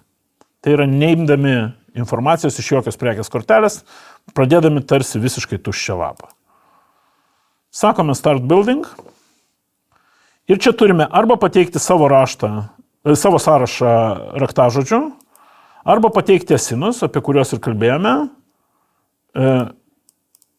iš kurių imsime štai vienas asinas, antras asinas, trečias asinas. Iš jų imsime raktažodžius. Get keywords. Galime ir rankiniu būdu manually add keywords.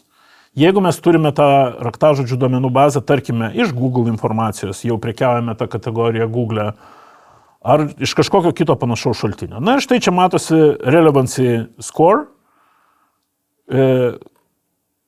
kaip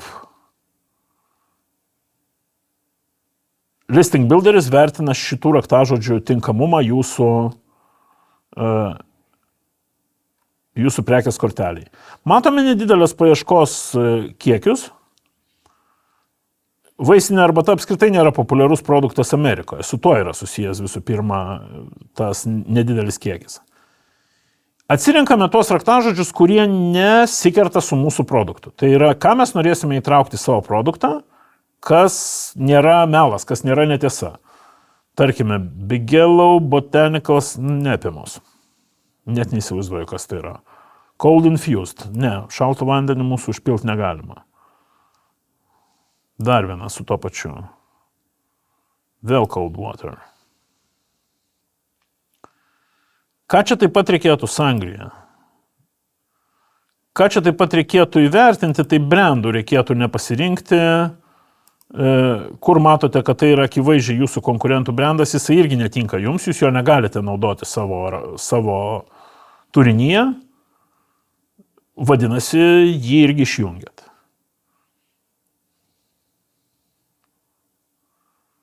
Atsirinkome kažkokį bazinį kiekį raktažodžių. Tai nėra kokybiška atranka, nes mes labai greitai susirinkome asinus. Reikia daug padirbėti prie to, kad tie asinai iš tikrųjų būtų tikri, realūs, potencialūs jūsų konkurentai. Tiesiog čia yra pajautimui to, kaip vyksta šitas procesas, kaip tai daroma. Turime dabar 15 raktažodžių, tai irgi niekingai mažas kiekis.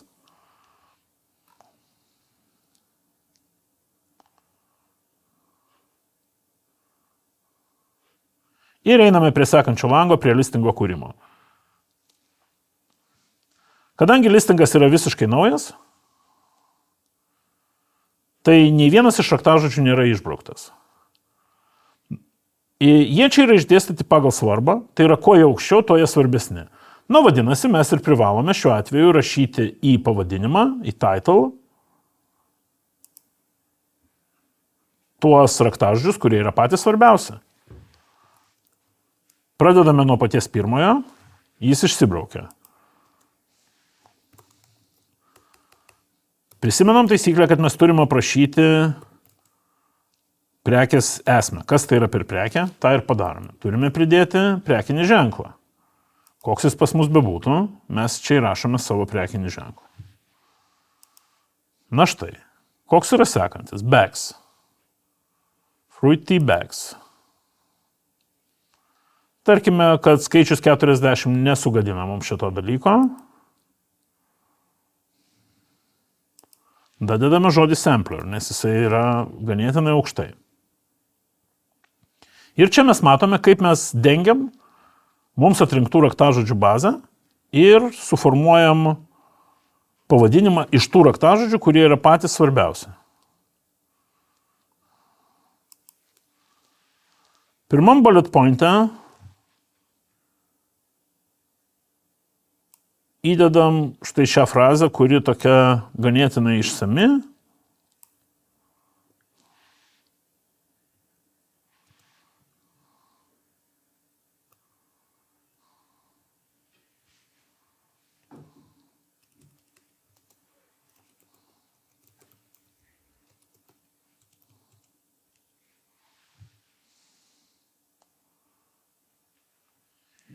Ir dirbame taip tol, kol į bullet pointus, į pavadinimą arba į descriptioną sutalpiname visus mūsų atsirinktus raktažodžius arba bent jau esminę jų dalį.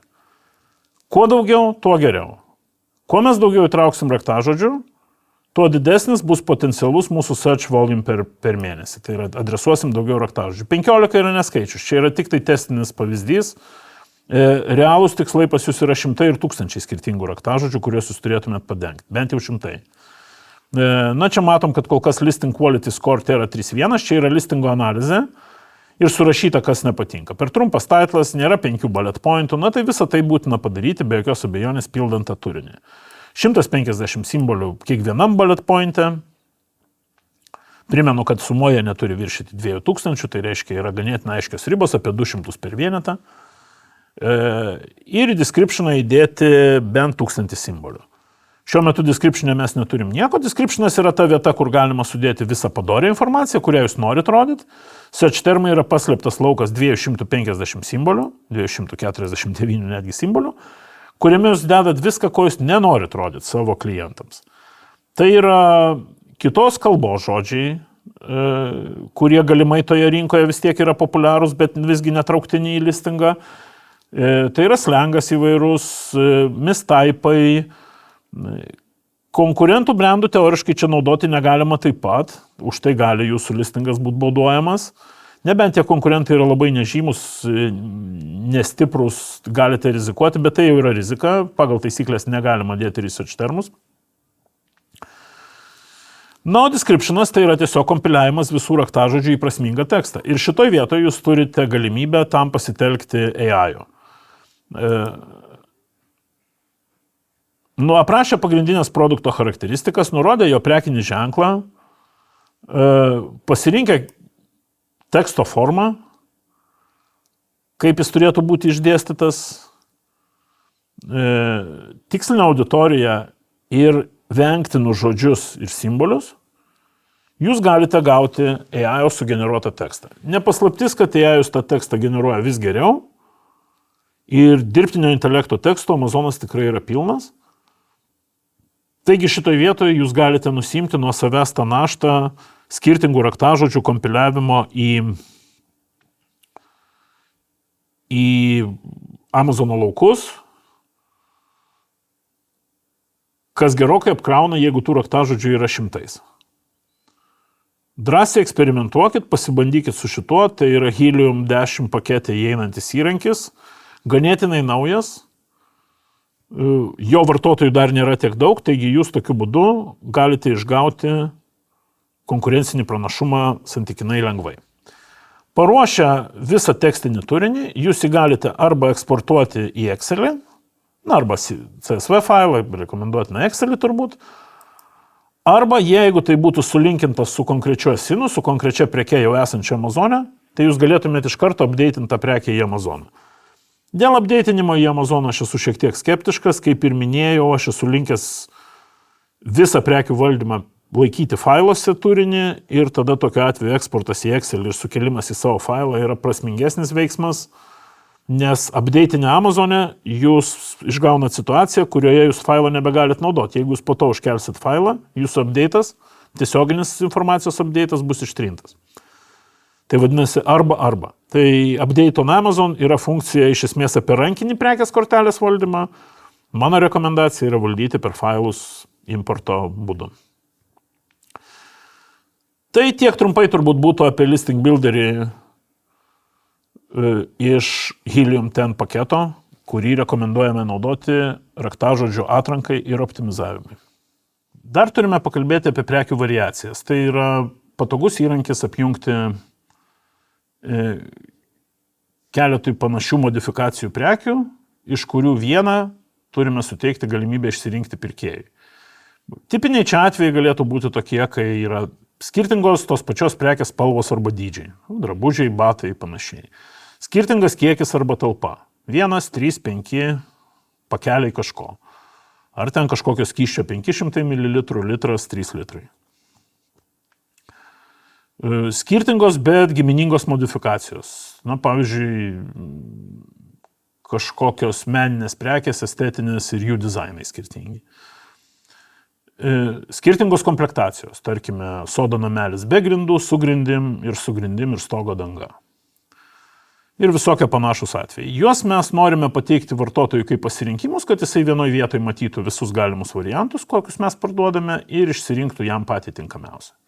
Amazon tokius atvejus leidžia apjungti variacijas ir papildomai vartotojui nesinaudojant paiešką iš karto matyti vienoje prekės kortelėje, viename prekės puslapyje ir perjunginėti tas variacijas, matyti jų kainas ir savybės. Nuotraukos tarp variacijų prekių skiriasi. Kiekviena variacija yra iš esmės atskira prekės kortelė. Amazon leidžia iki 2 lygių variacijas, tai yra 2 parametrus galima pasirinkti.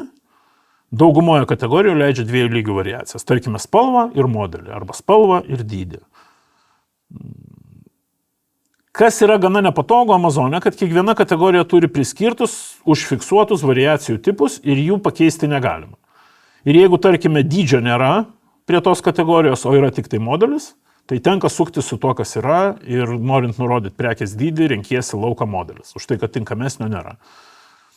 Kartais tai nebūna net ir labai logiški pasirinkimai, bet visgi geriau yra variacija negu jos nebuvimas. Jos yra užfiksuotos nekintamai. Pats Amazonas nusprendžia, kokiai kategorijai kokios yra tinkamos. Kad atlikti Amazono variacijų apjungimą, reikia privalomai sukurti vadinamą tėvinę prekės kortelę. Visos realios prekės, kurios bus perkamos, yra vadinamos vaikinėmis kortelėmis, vaikais.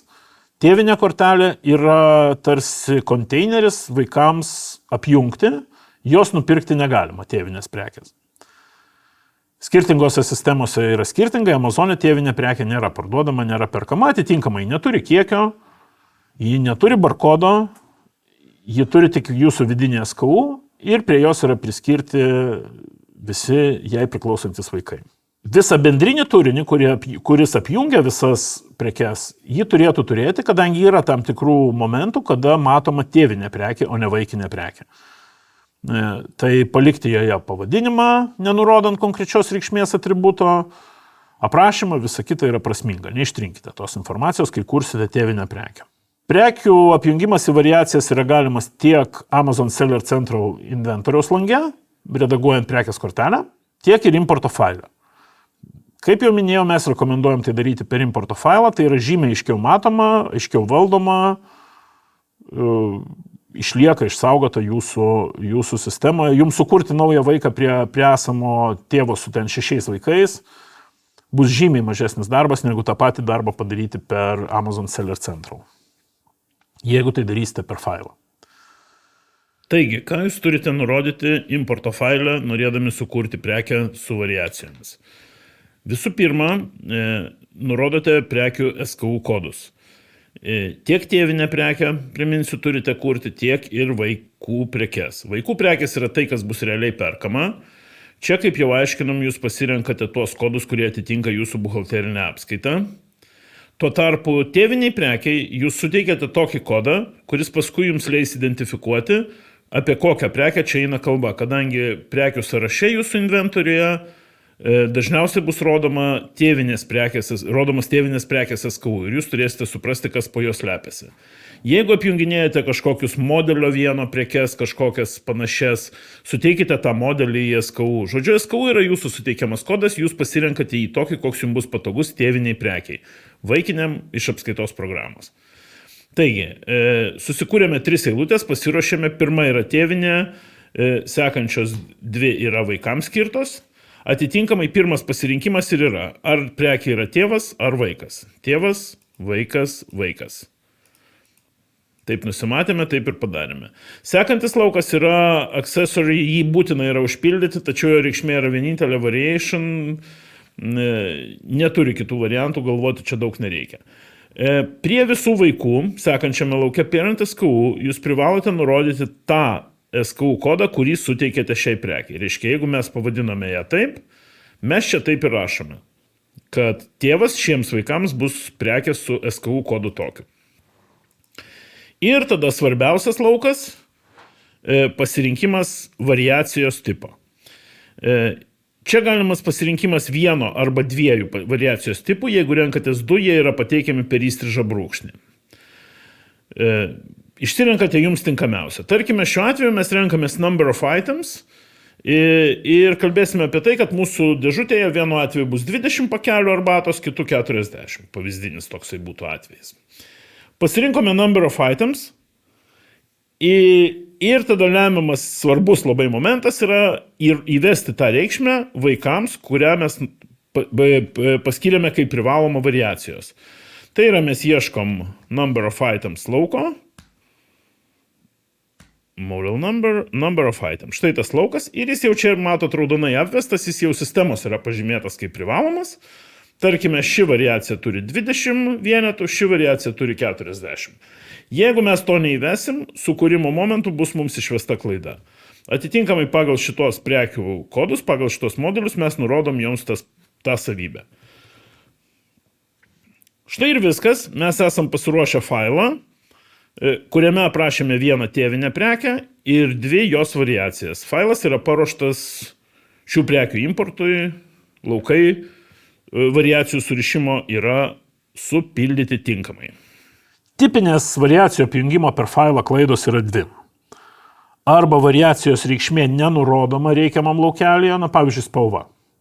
Nurodoma, kad prekės bus apjungtos pagal spalvą, bet pačios spalvos vaikuose nenurodomos. Pagal variacijos temą turi būti užpildyti tinkami laukai. Arba priešingai, tos pačios reikšmės nurodymas tuose vaikų laukeliuose, kurie privalo būti užpildyti. Negali būti du vaikai su ta pačia variacijos reikšme. Tai yra dvi raudonos prekės, negali būti apjungtos po vieną tėvinę prekę. Viena turi būti raudona, kita turi būti šviesiai raudona, tamsiai raudona ar dar kažkokia, bet ne raudona ir raudona. Amazon importo failo klaidų statuso tas logas ne visada teisingai identifikuoja šitas klaidas, parodo. Ir jeigu sujungimas jums nepavyksta, tai pradėkite ieškoti būtent nuo šitos vietos. Čia yra klasikinė variacijų apjungimo klaida. Jeigu ne, gali būti ir kažkas tai kito.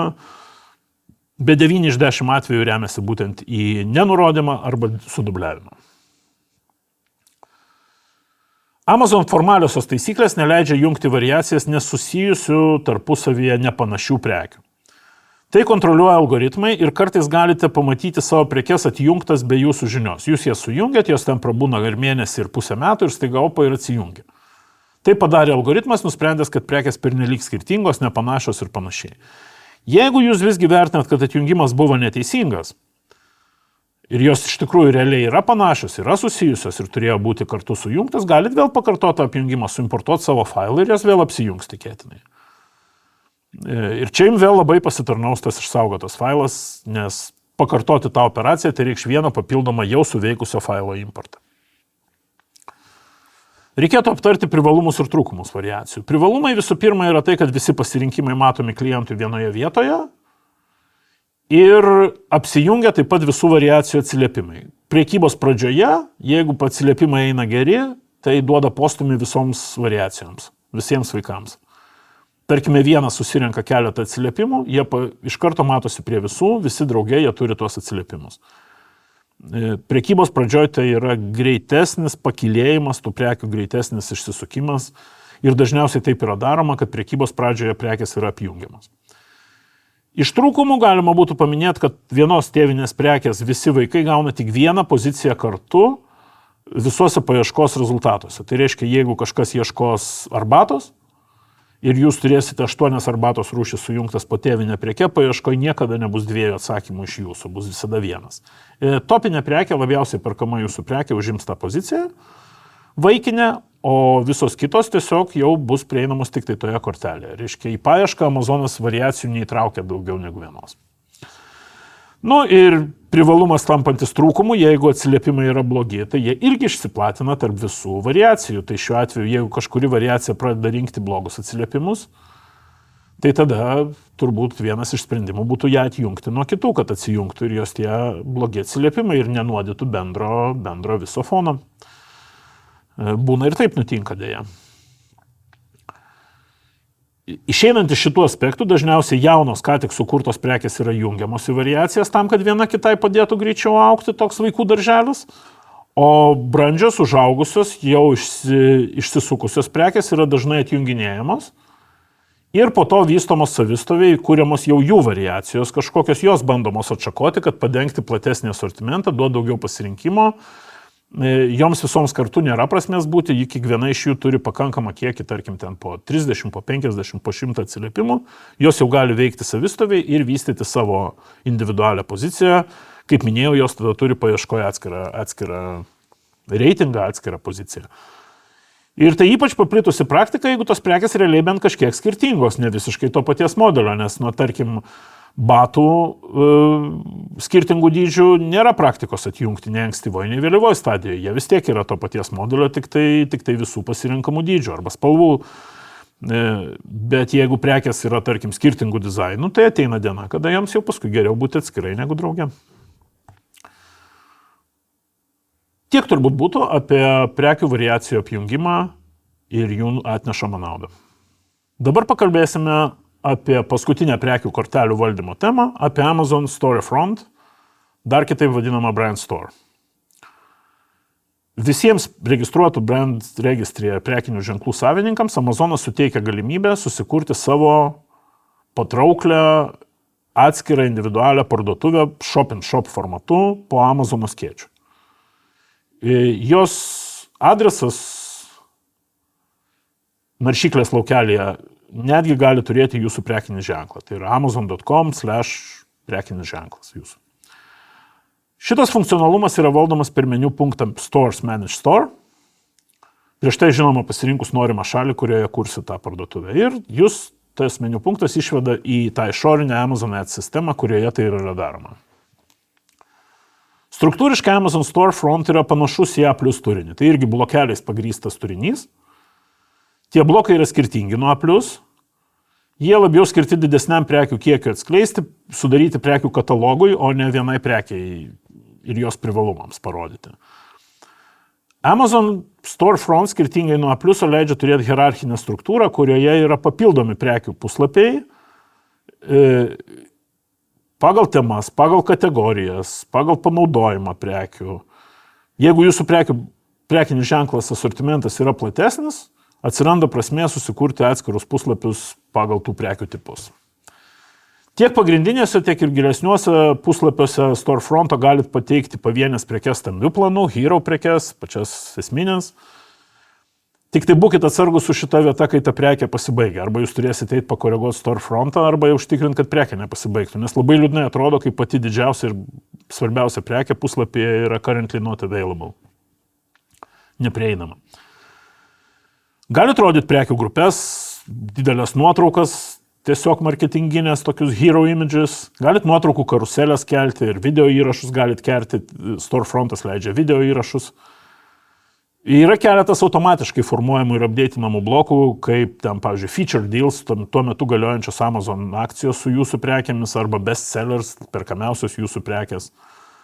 Tai jeigu nenorite užsiimti rankiniu update'u, tai įsiveda tokį blokelį, Amazonas jį pats formuos ir nedėsi į neprieinamų prekių niekada. Sukonfiguravus Amazon Storefront, jūs jį pateikėt verifikacijai lygiai taip pat kaip ir A+ puslapius pateikinėjat. Jisai verifikuojamas ir patvirtinamas arba ne. Taisyklės iš esmės galioja tos pačios reikalavimai, tie patys apribojimai, dabar jau čia nevardinsim, prie A+ buvo labai daug kalbėta apie tai, ko negalima daryti, tai viso to paties negalima daryti ir čia. Ir turbūt pabaigai reikėtų pakalbėti apie tai, kad Storefront neretai yra žaisliukas paties prekinio ženklo savininkų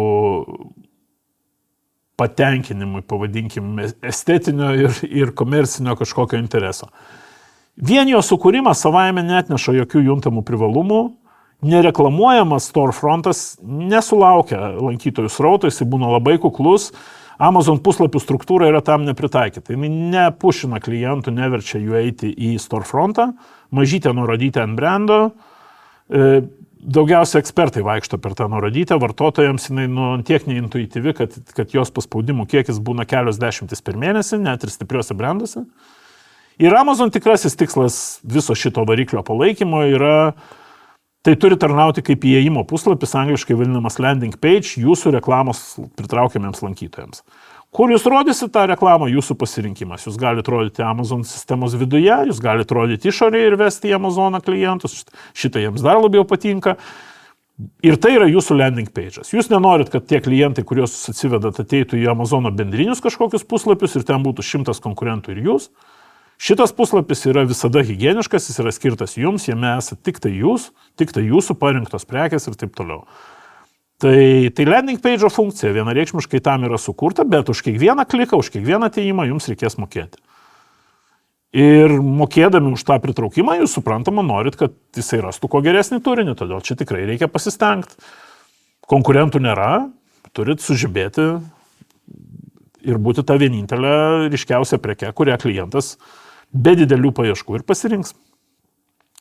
Taigi būkit pasiruošę sukūrę storefrontą, pasakę raidę A, pasakyti ir B ir C, tai yra nuolat mokėti už srauto pritraukimą, kitaip tai neturi prasmės, ir prižiūrėti pačią parduotuvę, prižiūrėti taip, kad lankytojų srautas būtų įtikintas jūsų parduotuvės ir prekių gerumu.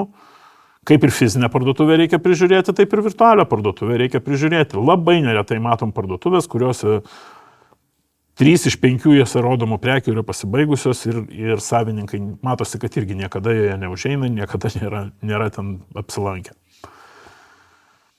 Tai tiek trumpai būtų apie storefrontą ir apie visą prekių kortelių valdymo temą.